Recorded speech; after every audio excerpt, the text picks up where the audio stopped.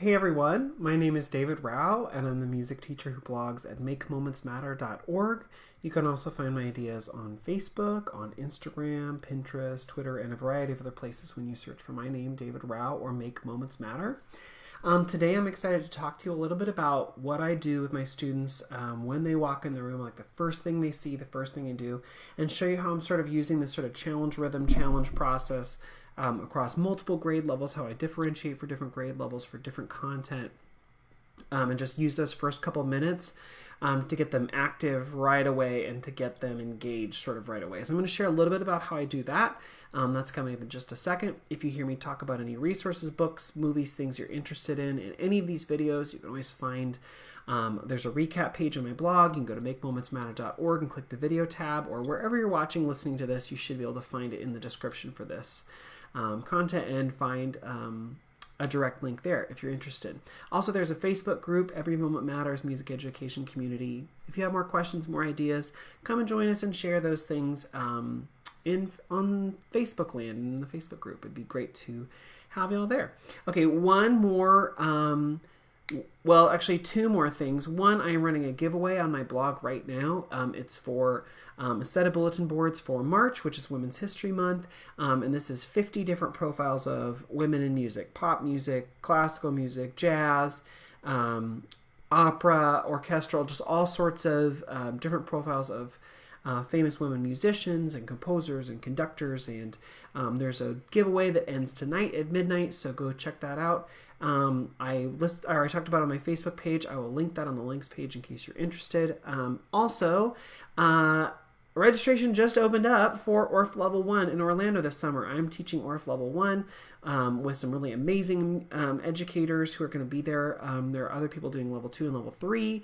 Just Level 2 right now, I think. I don't think there's a Level 3 right now, but all of that's happening in Orlando this summer, and we hope you'll join us. So you can click on the on my Facebook page I just shared about it, or on the links page. I'll put a link to that in case you're interested in taking ORF Level 1 and you want to come to Orlando, the land of Disney and citrus and other things that I'm sure happen that are great in Orlando. I need to learn more about Orlando, so obviously we should go out. I've had a lot of really great food in Orlando, so come join us. It's going to be so much fun. Registration just opened up and there's limited space, so if you want to come and join us in Orlando, come do that. That's happening this summer. Okay, so the whole reason I'm sharing tonight is because this semester I'm trying this sort of a different thing. I usually, like, when kids come in, they my K1-2 students know that there's a song we sing every time they come in, and I wanted to try something different with my older kids because, like, the way my school works is it's back-to-back-to-back classes for me, and so that means that a lot of times when they're walking in, a class is walking out, a new class is walking in, I'm trying to connect with the homeroom teacher for like a second to say, like, hey, is there anything weird happening today? Anybody gone? Anything I need to know? Anything, because there's not a lot of time. And so trying to make that connection, or even just hand off like the clipboard with their information or whatever, that takes a second. So I'm trying to do that. And then also in that moment, kids are coming in, they're finding their spots, they're doing whatever, they're talking about whatever, and so I have my teacher microphone on, and it connects into my room, and I've shared about which microphone system I use in past weeks, so I know I've shared about that already, but in that teacher microphone, I can like talk into it, and even though I'm standing like talking to the homeroom teacher, it's broadcasting into my classroom, and so they can all hear. I can say, like, oh, there's a challenge rhythm, check the board for the challenge rhythm, or whatever. And so if I have something up on the board for them to see and them to interface with when they walk in, that's really helpful. So I wanted to try something new this semester, and so I'm going to sort of just share like how I use this for different grades, how I use this idea for different content, and then some of the ways that I'm using this to sort of enhance their critical thinking skills, along with just like the basics of like rhythm reading or whatever it is we're doing, plus also a little bit more along the way. So let me just sort of show you the basics of what I'm doing. I'm going to try and show you like what is pulled up when kids walk in the room. And sorry, my basset hound has decided to come and make a cameo for this video, but she's like, I'm done. I'm out of here. You're talking too much. I want to go nap. So Lucy's out. All right. So, so if you just heard a shake and a little dog moment. That's Lucy. Okay. So let me try and show y'all, because this always works. Technology always works exactly the way I want. No, it does not. So let me just see if I can do this. Hold on just a second. It's probably going to be black for just a second because it doesn't want to work. There we go. Okay, so there's Facebook. Let me make sure Instagram can see it. Ooh, Instagram. Okay, so when kids walk in, this is basically what they see. They see a PowerPoint, My Little Bitmoji, and then at the bottom of the screen is the challenge rhythm. And so this is a 4th grade challenge. This is something that they would see when they walk in. So I try and, when I first introduced this, I tried to do content that was grade level appropriate, that they could read, that might challenge them a little bit, or something to remind them. So when students come in, they know my process is you read the rhythm, then do body percussion, and then maybe do something else with it. So as they're walking in, hopefully they're looking up at the board, they're trying to guess, trying to read through the rhythms, do all that. Maybe they're doing it with a partner. I don't care, as long as they are interfacing with that rhythm. So in my school, I use the Takadimi rhythm syllable system. So kids would go Takadimi, Takadimi, ta, Takadimi, ta. And then if they are, while they're waiting for me, then they could add pats. Takadimi, Takadimi, ta, Takadimi, ta, right? So like that's just like a basic if they came in. So like here's another example of what they might see. This is a 5th grade. So instead of seeing just Takadimi, now we have 16th and 8 combinations in there because that's on grade level for them, and also it's a challenge. So students might say Takadimi, Takadi, ta-dimi, ta-dimi, taka-dimi, ta, or whatever syllable system you use. Do-ta data, do-ta day, do data, do data, do data, or whatever. I don't know exactly how that would. Ticka ticka, ticka tee, tee ticka tee, ticka ticka ticka ta, or whatever syllable system you use. But it gives them a rhythm that when they walk in, they can read that, they can pad it, they can clap it if they want. But this is just another thing that, like, as they're walking in, they have something to grab their attention and sort of run with as they're walking in. So that's just rhythm, right? And these are just like basic rhythms. Oh, and one more thing. So the one before, this is 4th grade. I color code all of my classes. So if there's ever anything of a vocabulary box, a folder or whatever, if it's 4th grade, it's orange. If it's 5th grade, it's green. If it's 3rd grade, it's red. It just helps me to keep track of things. And I started doing this years and years and years ago when I had a set of textbooks out. I don't have them out anymore, but I think when I used them, I had like the Making Music series or the Share the Music series or whatever. And I was like, well, I don't use those textbooks all that often, but I'm going to color code to those textbooks in case we should ever use them. Whatever. So, but anyway, it has helped me. So now I know if there's an orange screen up and 5th graders are walking in, I need to update so that I have the correct content. So basically I just changed the background so that I know I have the correct one. So green, I immediately know that's 5th grade. It just helps me. I don't know that kids really notice all that much, but it really does help me. Okay, so another thing, this is a 2nd grade one. Again, I've changed the content for 2nd grade based on what they can handle. And so this one is ta-dee, ta-dee, ta, ta-dee, ta. Because my 2nd graders are working on half notes, half rests, and then quarter notes and 1/8 notes. And quarter rest, that's just not represented in this specific slide. And I see someone ask, what do you use to create these visuals for the rhythms? I use a rhythm font. And so I'm typing A and it's putting in a quarter note. I'm typing S and it's putting in a pair of 1/8 notes. You can find there are a bunch of rhythm fonts out there. If you're interested in the one I use, I will put a link to that on the links page. But also just know that like there are 5 or 6 really reliable rhythm fonts you can use. It depends on what you want. The one I use I like because it also includes stick notation, which we use a lot in elementary. But I mean, really, it's up to you. Okay, so this is one that 2nd graders might see when they walk in. Again, slightly different. The Bitmoji stays the same. So my like little cartoon version of me stays the same because then I know I keep the same Bitmoji for like the whole school for that specific week. So I know if I get into like my week 5 lessons, it's going to be me looking at the snow and being upset. Or if I look at my week 6 lessons, it's going to be, Valentine's themed or whatever. I don't really change that all that much. But the colors change per the grade level, the Bitmoji changes every week, and the rhythms change as well.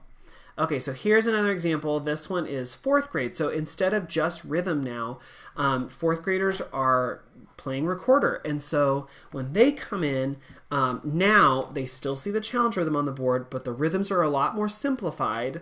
And in front of the note, they might have something like, or sorry, in front of the series of notes, they might have a letter name. So this one says G, and then after it, there's ta-dee-ta, ta-dee-ta, and then the letter B, and then ta, ta, ta-dee-ta. So in this case, my fourth graders know, and we've gone through this process, yes, come in and do the rhythm, and there's going to be a kid handing out the recorders. Because my process for my fourth graders who we're playing recorder now is when they come in, I choose a student from the line and they get to be the quote, quote, student teacher. They get to go grab the box of recorders. They get to start calling out names. They get to hand out recorders and then put away recorders once everyone's done. But then kids are immediately getting their recorder. They immediately have a challenge up on the board. So their process is they read through the rhythm, they read the note names, they do the finger practice, and then they play. So it's a 4-step process. You can't play until you've done the first 3. Read the rhythms by themselves, do the note names, add finger practice, so add the finger movement that goes along with the recorder on the recorder, and then you can play. So my fourth graders would see this. So this is like they're used to seeing a rhythm, but now there's the added complication of now you're going to play on a recorder. Again, simplified rhythms because the recorder process is hard enough, and I want them to really focus on that switch from G to B. And so I'm not going to put in 16th notes. They're not ready for that. I'm not going to put in something more complicated like a half note. They're not ready for that yet. This is just very, very simple of what they would do. So then a progression to another thing would be maybe the next week. You might notice like the Bitmoji change because it's the next time I see them. The rhythms stay pretty much the same, but now instead of B and G, now I'm having them switch from A to G. So just sort of slightly different. They don't need a huge change. They don't need a huge next challenge. It's just more practice and something to get them active immediately when they walk in the room, to give them something to do, more content to get them immediately on task and moving forward. So that's like a recorder version. Here's another one that they might see. This one I've included a repeat sign at the end because we jokingly, I was like, well, you always got to keep repeating, but this one I actually added it in. So then they're repeating. So this is cool too because a switch on the recorder from G to B is really easy. You just pull up 2 fingers, but then dropping those fingers back down. So end of line to the repeat, G, G, G, G, G, G, B, B, B, B, B, repeat. Well, then you got to drop those 2 fingers back on to play G, and that is a little tricky. So the repeat sign is a little thing, and they're like, oh, haha, we're finally repeating. Yeah, but also then now you're also having to do that more complex change on the recorder. So that's something you might see that I might do with recorder. This is where we are now. When they walk in, it's a much well, it's not all that much longer, but because they're more adept at playing recorder, they're more able to play more difficult things. Now I have a more complex version. So this is just basic rhythms, and underneath each rhythm, underneath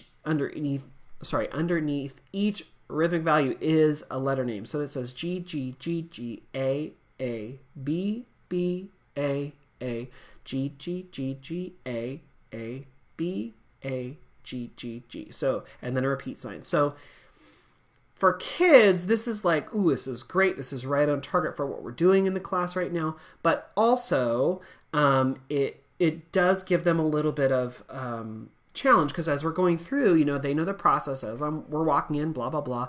First you read the rhythms, then you read the note names, then you add finger practice, then you can play. Well, on this one, I always love to stop and say, okay, do you see any similarities? Do you see anything that's familiar? Does anything repeat? Do you see any patterns? What do you notice? And I love to ask them that. So on this one, hopefully they notice that measure 1 and measure 3 are the same thing. Sometimes they just realize that they're the same rhythm. That's fine. But if you can also notice the same note names, the same notes, that's great too. They might also say rhythm or measure 2 and measure 4 are similar in that they're descending. That would be really cool if they could say that, but I don't prod that or try and get them to say that. I just, if they can say just that measures 1 and 3 are the same, that's amazing. So that's sort of a progression, and I'll click back so you can see that again. So what they, rhythm. So they just do rhythm at first, and then once we're ready for recorder, then we start adding the note names in. Maybe we do more complex switching. Maybe we do repeating, and then once we're ready, we go to a full 4-measure thing for them to play through. So that's sort of a progression for them. So not only do I use this for rhythm, but I can also add some other things in there too. So like this is back to 2nd grade, and the rhythm is ta, ta, ta-dee, ta, ta-dee, ta, ta-dee, ta. Just that simple little strip of rhythm on the bottom. And my 2nd graders know, like, we read it, we speak it, we add claps, maybe we try pats, maybe we try snaps, I don't know. But then when we're ready, now we can add this in. So the first time I added these in, I was like, what do you think those letters are? And underneath each note value is an S or an M or an L. And so kids, I was like, so, M&Ms are mighty, super silly, laughing, super silly, lizards. And they're like, nah, that's not what I mean. Well, okay, also right next to this on the board are my solfege hand signs and solfege syllables. So hopefully they're making the connection to what these are because it repeats. So once they do that, then I say, oh, it's solfege. Okay, let's do this. So we read the rhythm, then we added claps or pats, and I say, now first, before you try and sing it, just speak the solfege. So this one goes so, me, so, la, so, la. Okay, great. So then we speak it so that they can sort of get what that is. They can sort of figure out which little abbreviation stands for what. S stands for so, M stands for me, L stands for la, right? And then before we sing it, I just say, okay, that's great. Just do a little bit of repeating. So, do, do. So, me, so, me. Just get that sort of in their head, to get those intervals and to get that sort of tonality and get that already in their head. So we speak it first, and then I just sing patterns to get them in the tonality, in the key, and then we will sing what's written. So then it becomes really sight singing. So they've already spoken through, so they should have no problem with so, me, but we'll sing it. So, me, so, la, so, la. So you'll notice because this is 2nd grade, it's a very limited pitch set, right? Just so, me, and la. That's a pattern in intervals we've been doing for a couple years, so they should be able to recognize that pretty easily, but making this stretch of reading it and singing it can be tricky. So this is just a very simplified version of eventually, and you'll see this in the second, eventually it gets trickier. So that's a really simple version, but again, when they come in, usually I show them just the rhythm and they read it, they clap it, they pat it, and then I switch out, and then I'll add in the solfege. So this is a couple, a week or so later after that first example. So now 2nd grade, they would see so, la, so, la. Okay, that's very similar to what they saw before. So, me, do, do, do. Well, do is newer for them. So now this is going to give them one more thing to try out. Now they have 4 syllables that they're going to be in charge of instead of just the 3. Again, we would speak the syllables, we would sing just echo back and forth, and I might trace through that melodic contour of those syllables before we sing it, but we might just jump right into it. And so then we would sing it. So, la, so, la, so, me, do, do, do. With 2nd graders, a lot of them will use the hand signs to go along with it. Great. 2nd graders also will need us to sing through this maybe 2 or 3 times. To make it more fun, to make it more interesting, I might play along on the piano. I might, bop on the organ sound or the symphonic sounds, just that something different. But I usually will run through this exercise 2 or 3 times at least, just so they can hear it and really, they can really internalize that for the day. Okay, and here is the one from this week. So first I get the rhythm. This one includes a rest because I want to sort of, throw in a beat of silence in there to see how they deal with that. So again, first we'll do the rhythm and then we'll add in the solfege. So, la, la, so, la, so, do, do, do. So we could do something where so, me, do, do, do, and then pull in an example where we take out the me and turn it into a rest. But this one I just hopped right into it because we did an example sort of the week before that had that contour. So, me, do, do, do. But now it's just so, do, do, do. So again, it's really scaffolding in. So first we do the rhythm, then we do one more thing, then we do one more. So now we're just adding more complexity as we go. That all is at a second grade level. All those examples were second grade. So here's an example from fifth grade again. So this one, so, so, la, la, so, mi, re, do. So again, more switching. This one is a little bit more involved. That second to last beat, the penultimate beat, has mi, re, do. So instead of just repeated syllables on each beat, this one has broken mi, re on one beat. So that is trickier for kids. But this is a great example for something for them to work through, and try. And you could do a simplified version first. You could do so, la, la, so, la, so, mi, re, or something if you wanted, but this is a little bit more advanced, especially more advanced than what second grade was doing. So here's another example from fifth grade. Do, re, mi, so, fa, mi, re, do.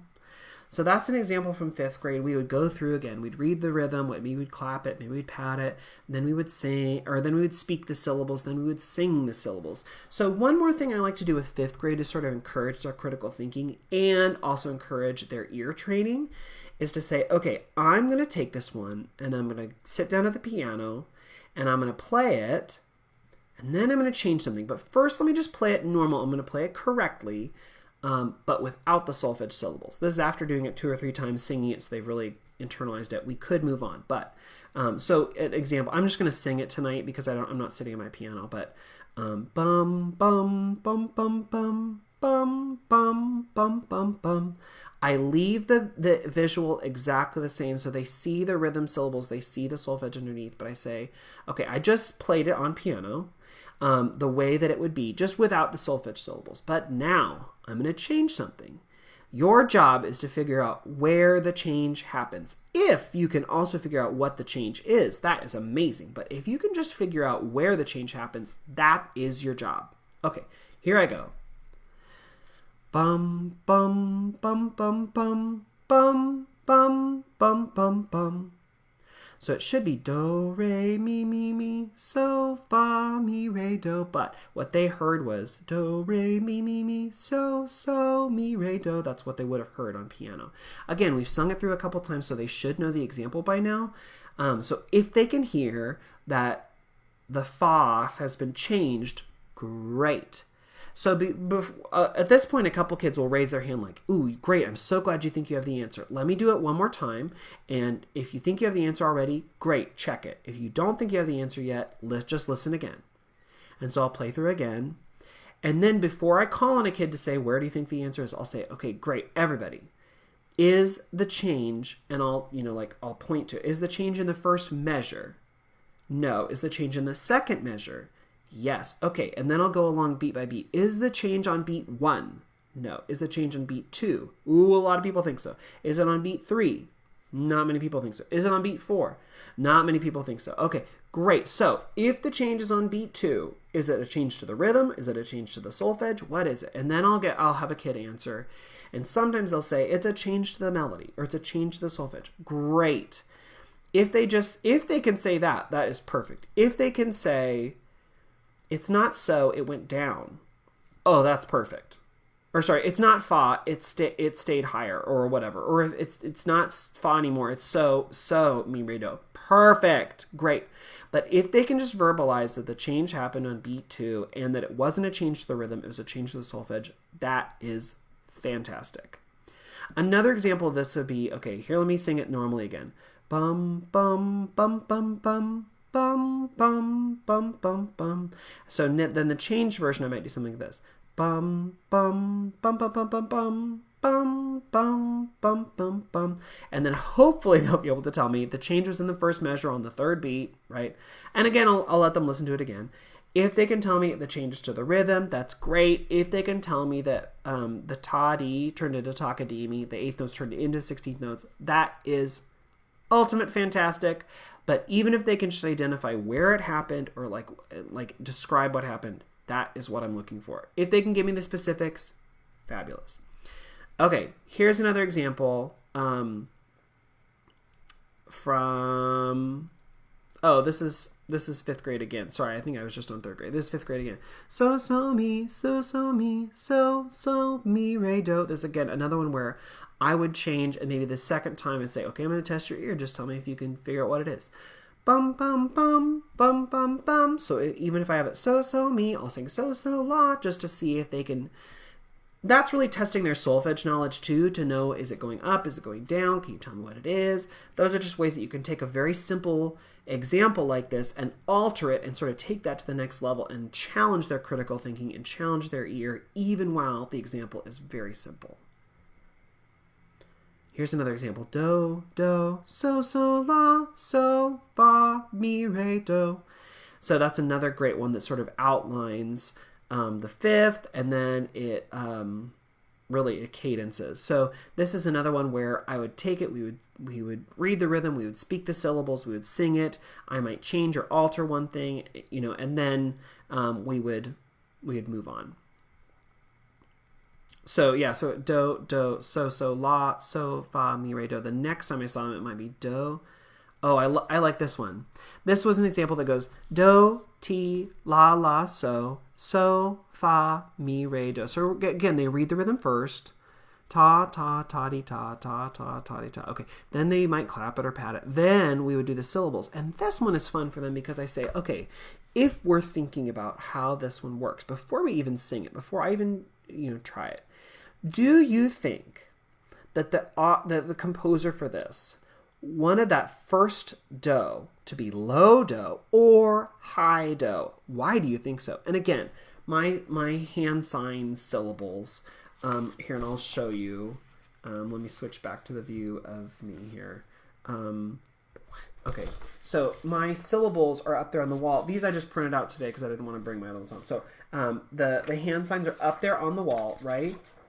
And so the hand signs are there. So do, re, mi, fa, sol, la, ti, do. They're like listed right there in a pitch stack, in a ladder right there, a pitch ladder, right there on the side of the board. And so I'll say, okay, looking at that, and then looking at our example, what do you think? Do you think, and let me switch back so you can see it again. Do you think that the composer wanted you to start on low do or on high do, and why? And so a kid, kids have great answers for this. Some kids are like, well, low do, because we usually start on low do. Okay, fair. Great. Love it. Okay, why? Someone else who thinks something else. What do you think? And sometimes kids will say, well, I think it's high do because... if you look at it, it goes do, ti, la, so, fa, mi, re, do, basically, if you simplify. And that's like walking down the ladder. Perfect, yes. Or do, ti, la, so. That, even just that, do, ti, probably it doesn't want you to go do, ti, la, so. Like maybe, but probably not. It's more likely. And then we can get into like, why do you think that? That's a critical thinking skill. That's like using your knowledge and using what you know about the solfege and using what you know about what would be like a common predictable melody to make that assumption before we ever sing it about what it might be. And yes, it could be do, ti, la, so, but it's more likely to be do, ti, la, so. And then this example is also fun too because then they're singing down the scale. They're starting high and singing down the scale.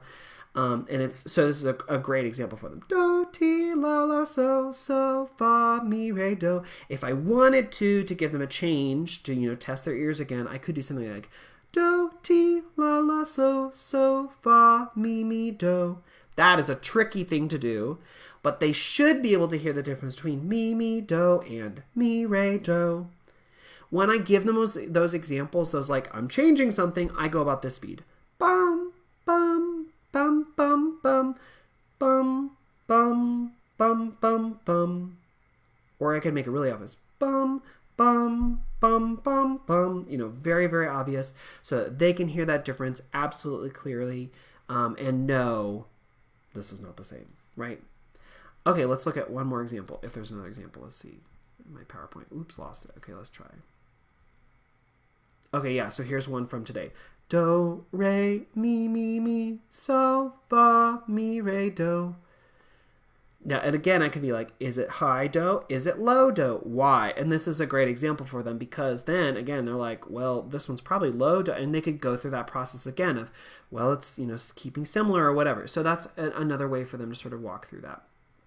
This one, what I did was, this was a very simple thing. Do, re, mi, mi, mi, sol, fa, mi, re, do. And then I pulled out a 5-line staff. I put in some real big notes, and I put the solfege on those notes. And so then students, what we did was we sang the same thing, but now we're just looking at it with standard notation on a 5-line staff.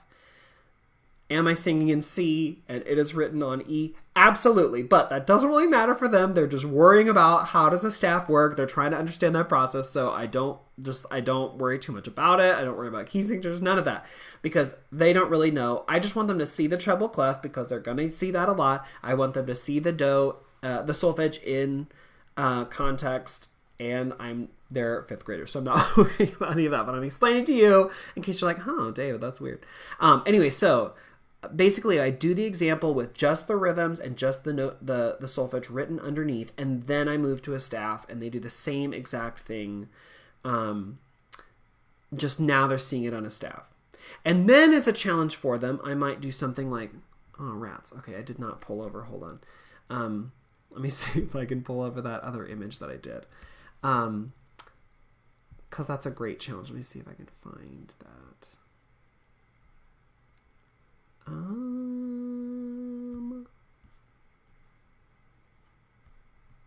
Of course, the one that I was like, and this is what I'm going to end on, I left out. Sorry. Let's see if I can pull it up. Okay, here's today, and that's recorder. Okay, so here's an example of what I might do with them next. So then this example, it shows it on a 5-line staff, but it's so, a blank note, so, a blank note. So the blank note is right above so. So hopefully they can extrapolate and figure out that that is la, because it is just one placeholder above, and then at the end of the line, so, blank. And so hopefully they can either, by listening to me sing it, the interval, they can figure out that it's me at the end, or they can work out that, okay, line, space, line, must be me. And again, the pitch ladder is on the board for them to sort of see and check and go with. I am not trying to trick them. I am trying to get them to understand this process and how the staff works. So the first time I would leave those notes blank without labels, and then I would label them with the correct solfege. Okay, I will just end by saying this is something I am trying. This is something I am working on, and I am working to see how well it works, if it works, what works well. The transition from reading rhythms into solfege has been really great for my students. The transition from reading rhythms into recorder has been really great for students. And so we're having a lot of fun with it. I'm finding the more I do this, the more applications I can come up with, and that's really, really helpful. If you do something similar, please leave a comment and tell me, like, what do you do different? How do you do it different? How do you challenge them? If you don't do this at all, but you're intrigued and you try it out, please come back and leave a comment to say, like, hey, I tried it and here's what worked and here's what didn't work and here's what I think. Because I find that the more I play around with this, the more I can get out of it, and the more I ask people about, like, hey, what do you do? The more I can get out of it. Then too, so if you try something like this, please leave your comments and your thoughts in there too. Okay, well, that is all for tonight. One more reminder in case you missed the beginning of the video, there is a giveaway right now for a bulletin board set for the month of March. Well, any time of year really, but especially for the month of March because it's Women's History Month. It's about 50 different composers, performers, conductors, any type, musicians who are or great influence in the history of music, female music makers. That giveaway is on my blog. I'll put that on the links page. I put it on my Facebook page yesterday, a couple days ago. So check that out. If you're interested, you could win a free bulletin board set, and that ends tonight at midnight. And also, ORF Level 1 registration opened up for this summer in Orlando. So I hope you will come and join us. It's going to be so much fun. Sunny Orlando. Go to Disney on the weekend or nights when you're not doing homework. I mean, do your homework, but anyway, come and join us. It's going to be so much fun. Thank you so much for joining me tonight. I hope that I'll see you not next week, but in 2 weeks, because next week is my spring break, and I will be not here. So I hope I'll see you all in 2 weeks for another Musical Monday. Have a really great couple weeks, and I'll see you later. Bye, everyone.